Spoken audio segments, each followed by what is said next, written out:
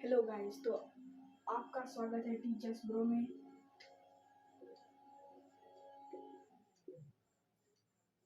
मैं हूँ आपका मेंटर गोरक्ष और मैं आपको सिखाने वाला हूँ आज 10th का हिस्ट्री चैप्टर नंबर 1, जिसका नाम है हिस्टोरियोग्राफी डेवलपमेंट इन वेस्ट। तो चलिए शुरू करते हैं।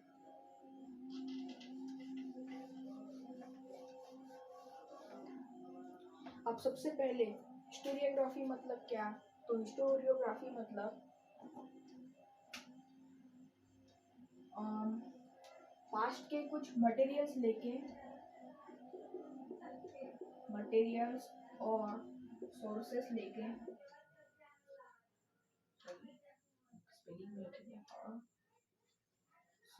लेके एक ऐसी कथा तैयार करना जो पूर्व से संबंधित हो,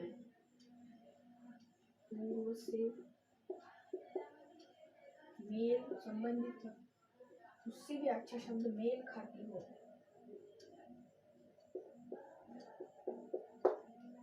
मटेरियल्स और सोर्सेस कथा तैयार। एक मिनट।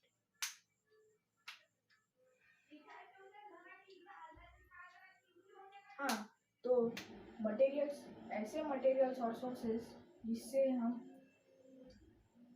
कथा तैयार करते हैं पूर्व की, जो मतलब ऑलमोस्ट पूर्व से मेल खाती हो। ऐसी कथा लिखना सबसे इम्पोर्टेंट है, इसमें लिखना। हिस्टोरियोग्राफी किसे कहते हैं हम? मटेरियल्स और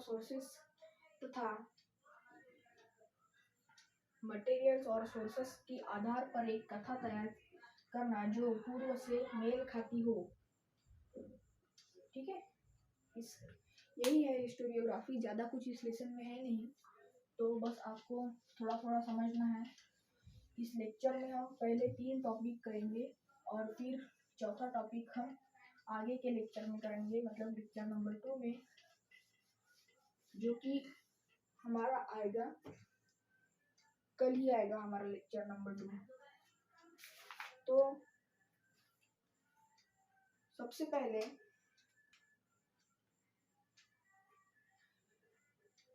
हिस्टोरिकल रिसर्च,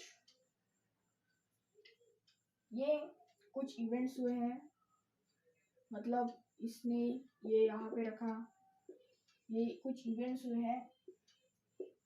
अब इसे सही क्रोनोलॉजी में डालना, मतलब इसके बाद ये हुआ है, इसके बाद ये हुआ है, इसके बाद ये हुआ है, ऐसे।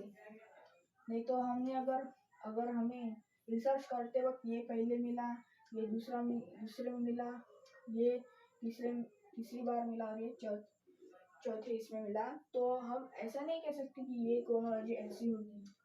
हमें उसकी रिसर्च करनी होगी और इसकी अच्छी क्रोनोलॉजी रिसर्च करके इनकी मटेरियल्स, इनके सोर्सेस ध्यान में रख के इसे अच्छी क्रोनोलॉजी में डालना होगा, ताकि ये परफेक्ट आगे के इतिहास पर खरा उतरे।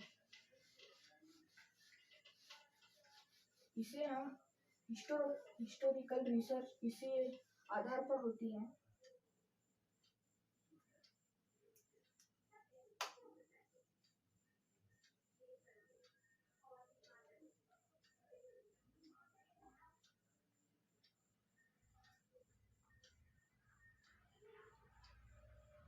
एम्पिरिकल मेथड यूज होती है। एम्पिरिकल मेथड मतलब लेबोरेटरी और एक्सपेरिमेंट्स के आधार पर की हुई कुछ रिसर्च और स्टडी, जिसे हम एम्पिरिकल मेथड कहते हैं। इसे यूज में लेके हम नॉलेज को गेन करते हैं। किसके आधार पर? एम्पिरिकल मेथड के आधार पर हम हिस्ट्री की नॉलेज प्राप्त करते हैं। पूरी नहीं, पर थोड़ी थोड़ी हम इसके आधार पर भी करते हैं। ये मेथड हमें उस टाइम क्या क्या हुआ, उस टाइम का सब कुछ, मतलब क्रोनोलॉजी कैसे कैसे बैठती है, इससे ये पता चलता है। और ये काफ़ी यूज में होती है, अभी भी ये काफ़ी यूज होती है एम्पिरिकल मेथड हिस्ट्री को समझने या उसे क्या कहते हैं हम उसको, चलो आप कमेंट में बता देना।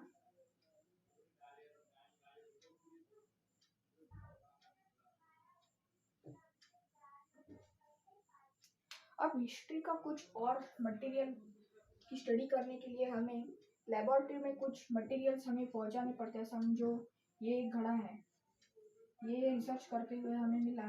अब ये अनुमानित एज इसकी हम तो बता नहीं सकते हैं खुली आंखों से कि ये कितने साल पुराना होगा, तो हम इसे लेबोरेटरी में भेजते हैं और ये इसका ईयर बता देती है कि ये लगभग समझ लो 1900 सीई में बना है। तो इसके आधार पर 1900 सीई में एक वही रीजन पर एक राजा था, उससे इस घड़े को लिंक किया जाएगा और उसके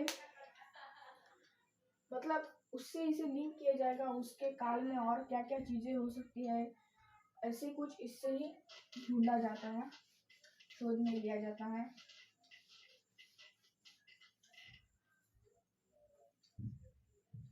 क्योंकि हम वहां पर, और ये सब हमें एक नैरेटिव के रूप में करना पड़ता है, क्योंकि हम ना वहाँ उस टाइम पर प्रेजेंट है, ना हम वो रिएक्शन वापस से क्रिएट कर सकते हैं,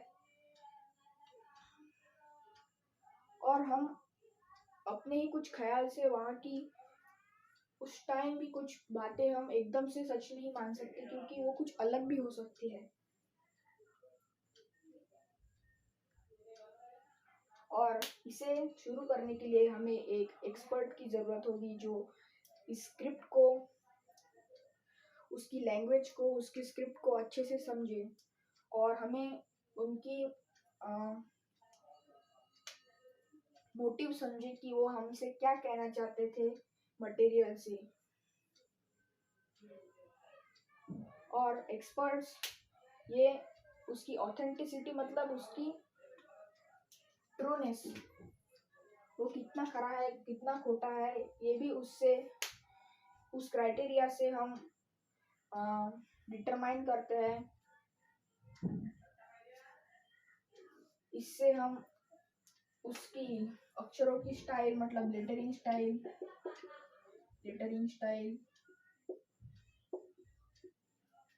manufacturing style,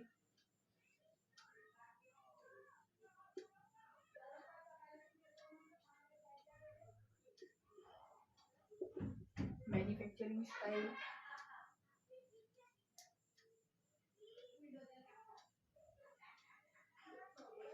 manufacturing style, sorry manufacturing date, manufacturing style नहीं, मैंने सॉरी मुझसे गलती हो गई,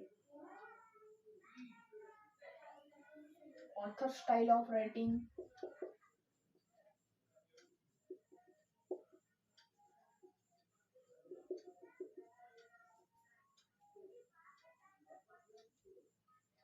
manufacturing date and type of paper, जिस पर ये सब कुछ लिखा होगा।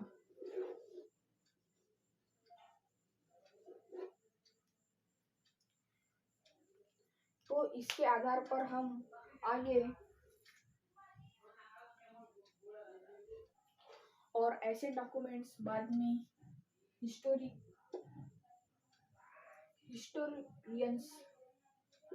हिस्टोरियंस के द्वारा छानबीन की जाती है। छानबीन मतलब उसके डिटेल में जाकर उसे पढ़ना, ये जो दिए गए सोर्सेस है उसके आधार पर। अब हम हिस्टोरिकल रिसर्च मेथड पढ़ेंगे, जिसमें एक अच्छी डायग्राम है writing, historical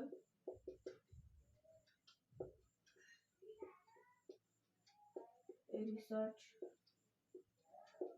method.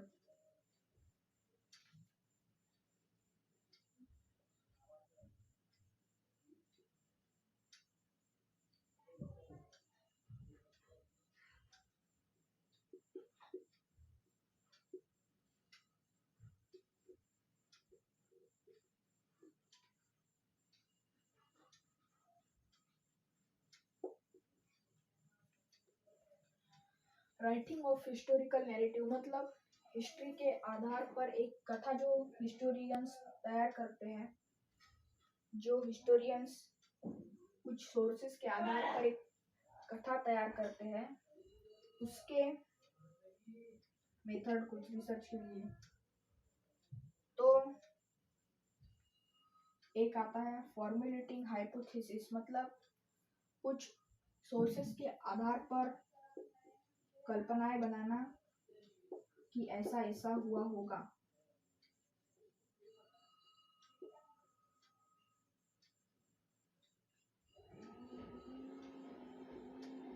Formulating hypothesis हो गया। फिर आता है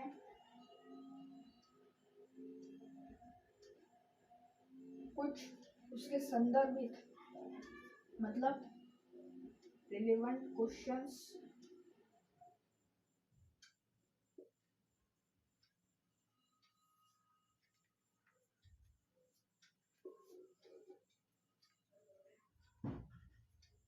formulating relevant questions.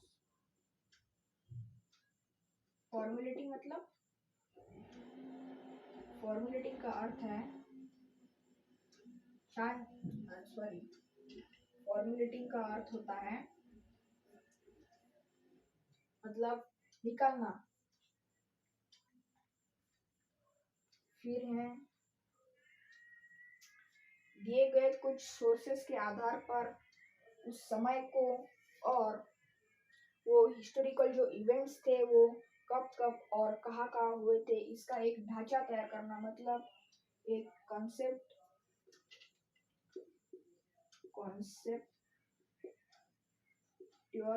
Conceptual frameworks मतलब कॉन्सेप्चुअल फ्रेमवर्क्स तैयार करना जो आगे जाके हिस्टोरिकल रिसर्च के काम में आएगा।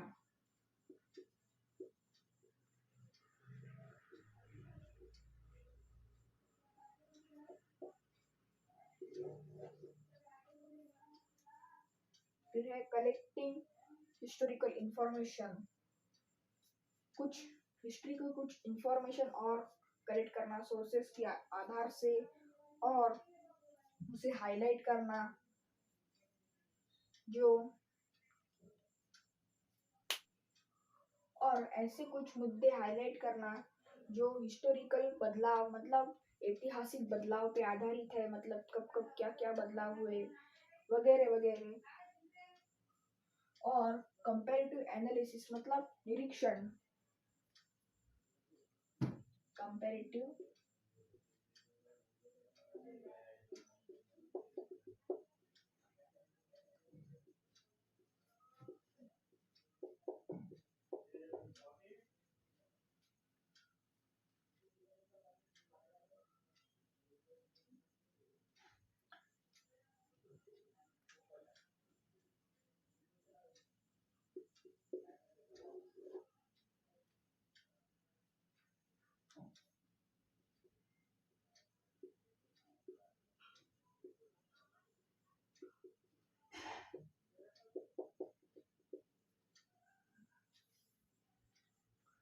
फिर है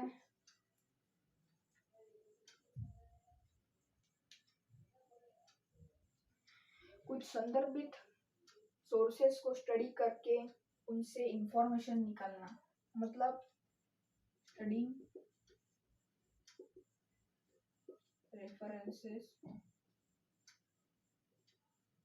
टू गेट इंफॉर्मेशन।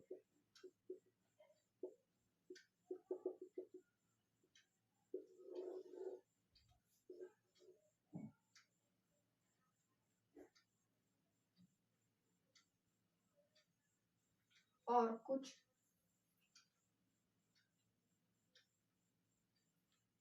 सोर्सेस को गंभीरता से स्टडी करना, मतलब क्रिटिकली एनालिसिस, या आप उसे कह सकते हैं क्रिटिकली एग्जामिनिंग।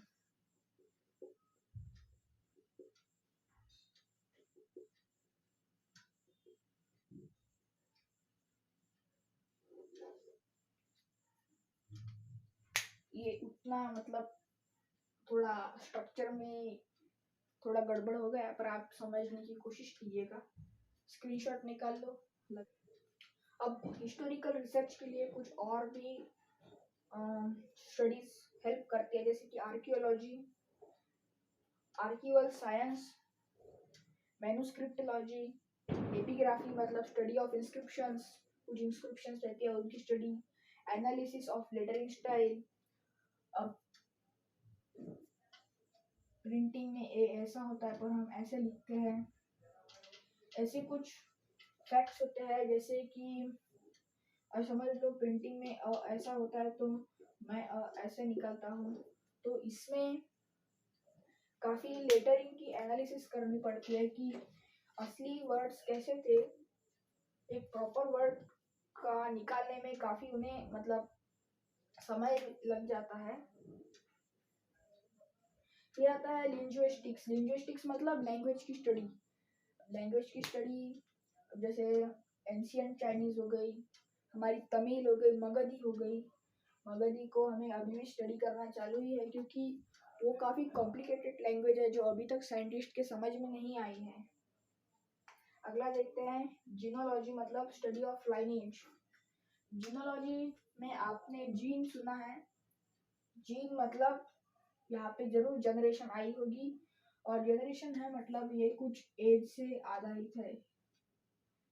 और लाइनेज, ये लाइनेज से आधारित है, मतलब कंटिन्यूअस जनरेशन जो होती है उसके आधार पर।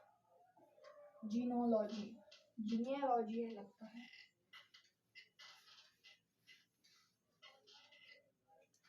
अब ये हमारा इंट्रोडक्शन था। अब हम हमारे 1.1 मतलब टॉपिक हमारे कौन सा है टॉपिक, ट्रेडिशन ऑफ हिस्टोरियोग्राफी।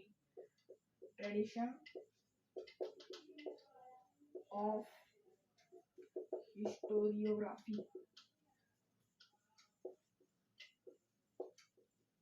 मैंने आपको लेक्चर के स्टार्टिंग में ही बता दिया था कि हिस्टोरियोग्राफी मतलब क्रिटिकल एनालिसिस और the writing of critical historical narrative is known as historiography.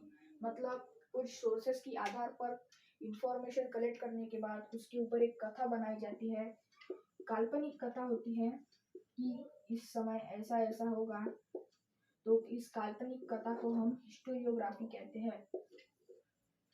ये मैंने आपको लेक्चर की स्टार्टिंग में ही बताया। इस पे हिस्टोरियोग्राफी बनाने के लिए हमें काफ़ी क्रिटिकल एनालिसिस लगता है, क्रिटिकल स्टडी लगती है, काफ़ी सोर्सेस को डिटेल में स्टडी करना पड़ता है, तब जाके हमें उसका इतिहास पता चलता है। और जो इसे लिखता है उसे हिस्टोरियन कहते हैं।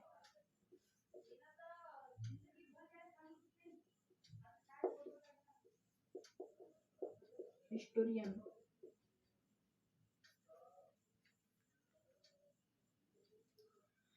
अब हिस्टोरियन को जितनी इंफॉर्मेशन मिले वो उसे उस क्रोनोलॉजी में फिट करने की कोशिश करता है, क्योंकि जरूरी नहीं है उसे हर इंफॉर्मेशन मिले और वो हर एक चीज परफेक्टली उसमें डाले, तो उससे भी कुछ गलतियां हो सकती है, कुछ चीजें छूट सकती है।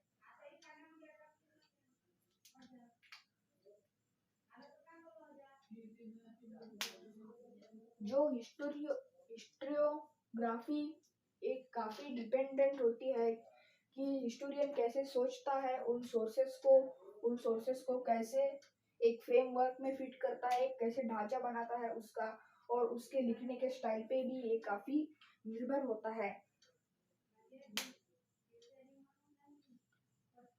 पहले के टाइम में ये हिस्टोरियोग्राफी मतलब इतिहास लिखना इतना मतलब ज़्यादा फेमस नहीं था, बिल्कुल फेमस नहीं था। पर ऐसा नहीं है कि लोगों में ये अवेयरनेस नहीं थी और वो इसे जानने के लिए आतुर नहीं थे। उनकी इच्छा नहीं थी कि वो ऐसे अपने इतिहास को, अपने पूर्वजों के ब्रेवरी को, अपने पूर्वजों की वीरता को पढ़े। उन्होंने अपने पूर्वजों की वीरता पढ़ी और इन्होंने इतिहास कैसे ध्यान में रखा पेंटिंग के माध्यम से। अब समझो इस राजा ने ये मंदिर स्थापित किया है तो ऐसा कुछ उन्होंने चित्र बनाया होगा।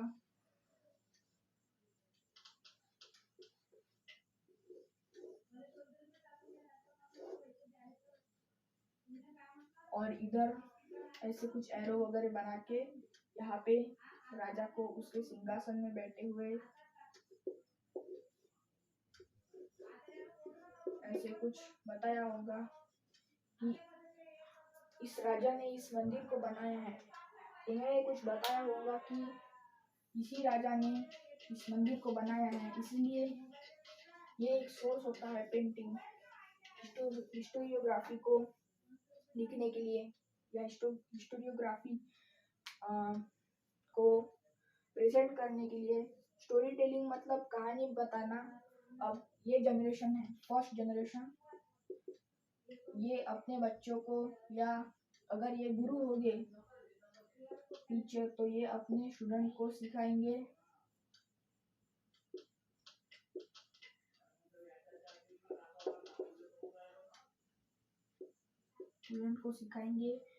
इन्होंने एक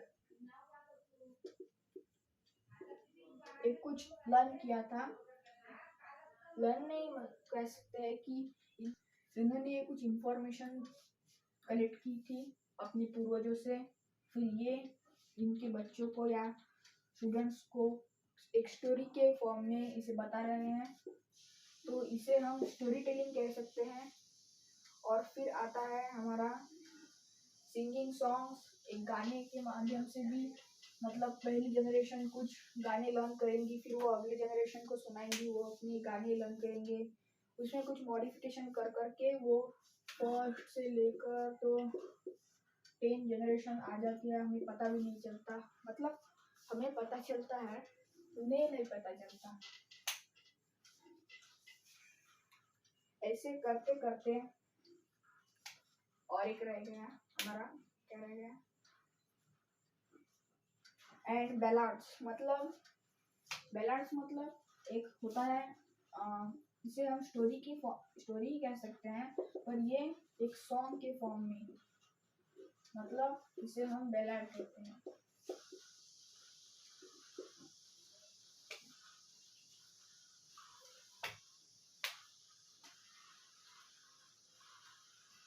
तो आगे चलते हैं।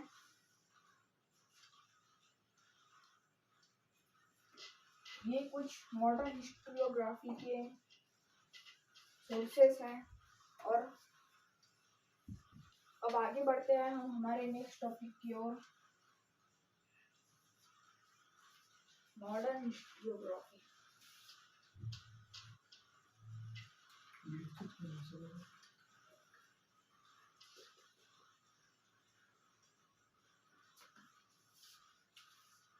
मॉडर्न हिस्टोरियोग्राफी मतलब आधुनिक। हम अभी 2024 चल रहा है, तो 2024 में अगर कोई इतिहास लिख रहा है तो वो कैसे लिखेगा, उसको क्या क्या जरूरत होगी वगैरह, ऐसे कुछ है। 4 main characters of modern history, इसमें कुछ 4 मुख्य स्तंभ होते हैं। ये साइंटिफिक प्रिंसिपल से बनती है, पहला है ये साइंटिफिक प्रिंसिपल से बनती है, और ये संदर्भित कुछ इंफॉर्मेशन या सोर्सेस से कलेक्ट की हुई होती है।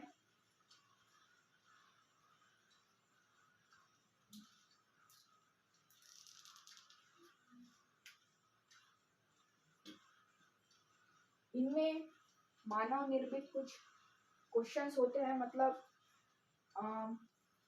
कुछ क्वेश्चन पूछता है इंसान कि ये क्यों हुआ, ये यहाँ हुआ तो क्यों हुआ, कैसे हुआ, कहाँ हुआ, कब हुआ, ये कुछ क्वेश्चंस पूछते हैं। और इसे हम एंथ्रोपोसेंट्रिक कहते हैं, काफी डिफिकल्ट वर्ड है ये। हम उस वक्त के एंशिएंट ह्यूमंस का काम करते थे, डीड्स मतलब काम, एक पर्टिकुलर पीरियड में वगैरह।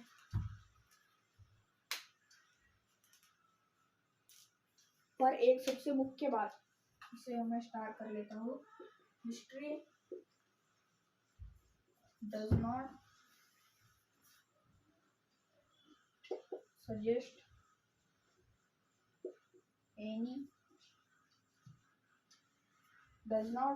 एनी इंटर रिलेशन, मतलब इसके बीच में कुछ रिलेशन नहीं होता, रिलेशन बिटवीन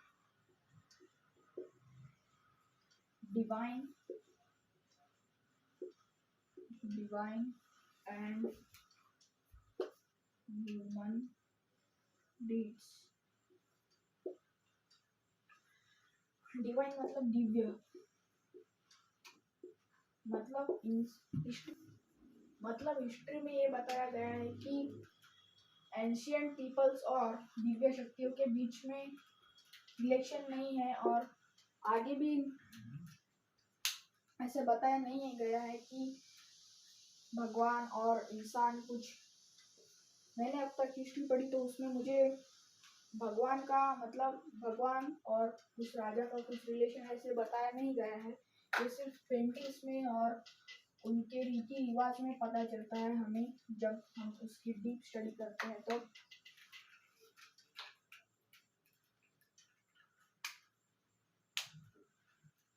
तो हमारा तीसरा स्तंभ है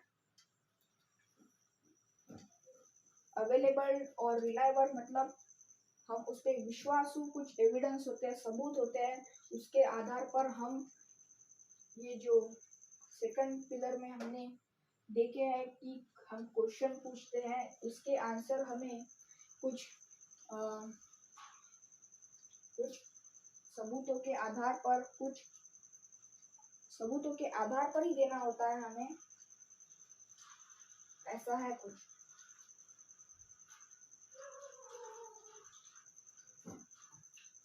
हिस्ट्री हमें मानवता और जो एंशिएंट में कुछ काम किए थे हमारे पूर्वजों ने और कुछ लोगों ने, पूर्व जो काम हुए हैं उसे हम ह्यूमन डीड्स कहते हैं, मानवता।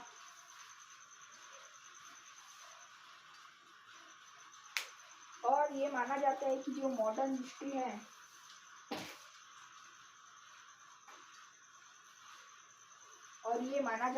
ये जो मॉडर्न हिस्ट्री है ये इसके जड़े ग्रीक हिस्टोरिकल राइटिंग से हैं। हिस्ट्री मतलब उनके लिहाज से हिस्ट्री ये ओरिजिनली एक ग्रीक टर्म है जो हीरोडोटस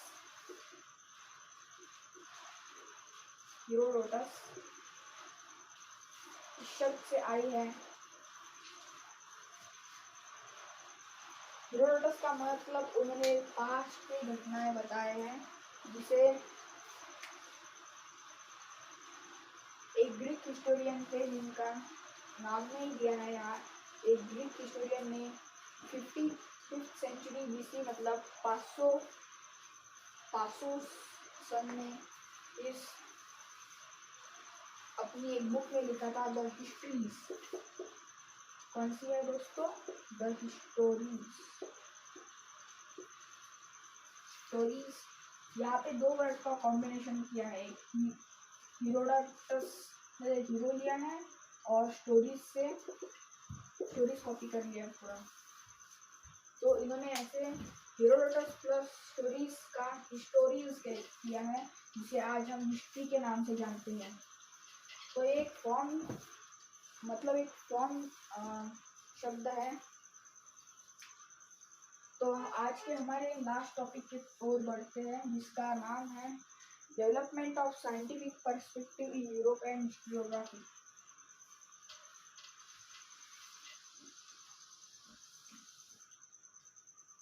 अठारहवें शतक तक यूरोप ने काफी फैंटास्टिक प्रोग्रेस किया था फिलोसॉफी मतलब तत्वज्ञान और साइंस विज्ञान की फील्ड में। उस वक्त के जो स्कॉलर्स थे मतलब कुछ वैज्ञानिक वो कुछ ऐतिहासिक सत्यों को साइंटिफिक मेथड से क्लासिफाई करते थे, जो अभी भी हम करते हैं। अभी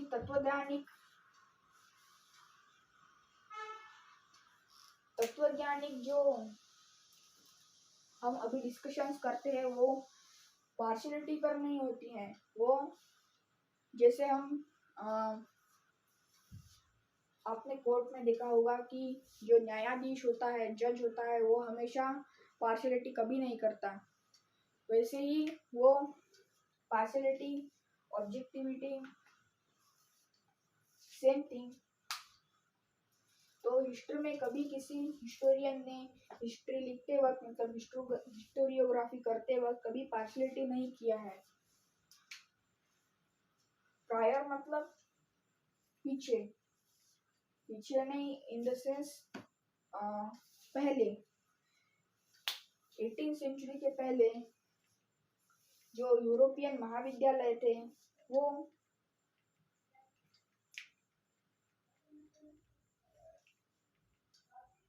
वो प्रवचन सुनना पसंद करते थे। दिव्य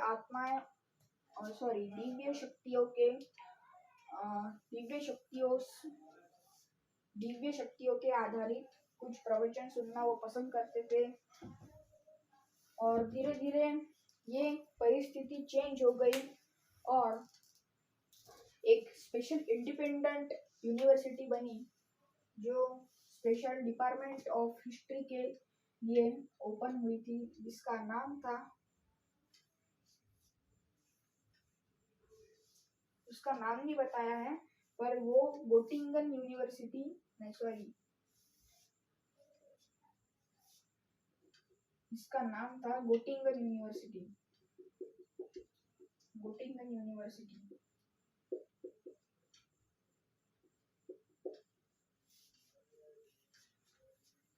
अब गोटिंगन यूनिवर्सिटी जर्मनी में थी, तो